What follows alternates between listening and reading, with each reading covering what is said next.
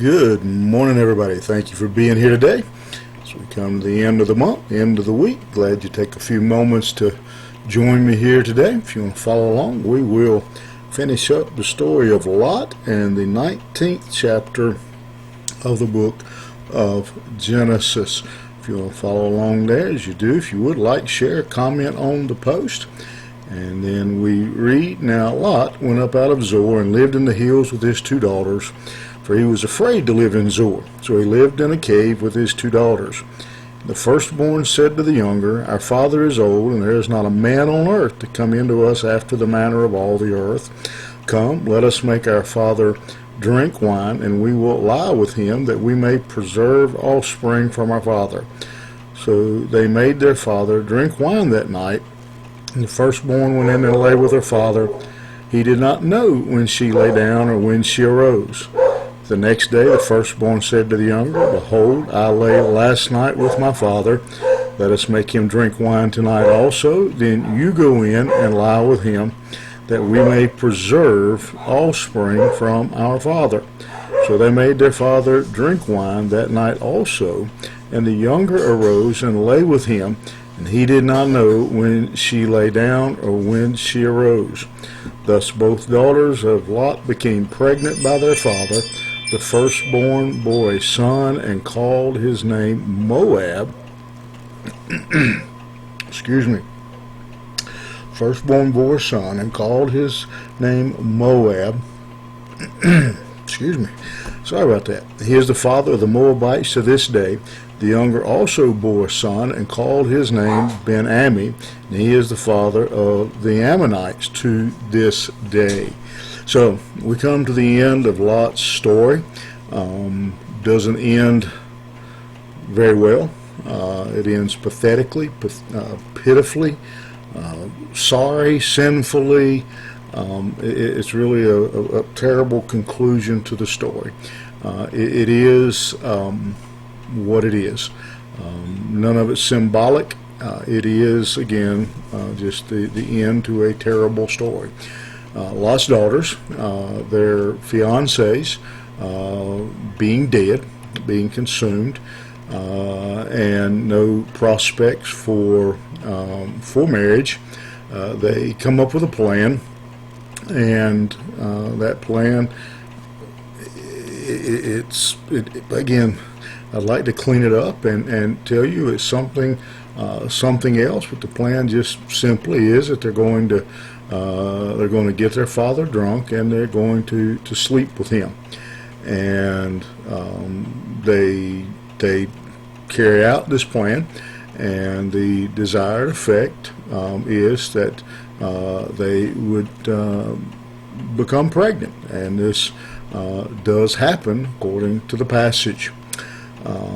And so their plan works in their mind. Problem with this plan is, as usual, when we develop a plan in our own mind, when we develop a scheme, what looks like success usually turns up to be a disaster, usually turns up to be a tragedy. And we see that in this story. That says that they do get their father drunk. They do sleep with their father. They do get pregnant. They do have children. Their desire was to to have sons, to carry on the family name. Well, they carry on the family name all right. If you look, one has the oldest child. Lot's oldest daughter has a son named Moab, who is the father of the Moabites. And then the younger daughter also has a son, and her son's name is Ben-Ammi, and he is the father of the Ammonites. And if you've read much, if you know much about Old Testament history, you know that the Moabites and the Ammonites will be a pain in the Jewish world throughout the Old Testament. They're going to be a problem. There's going to be conflict. There's going to be war.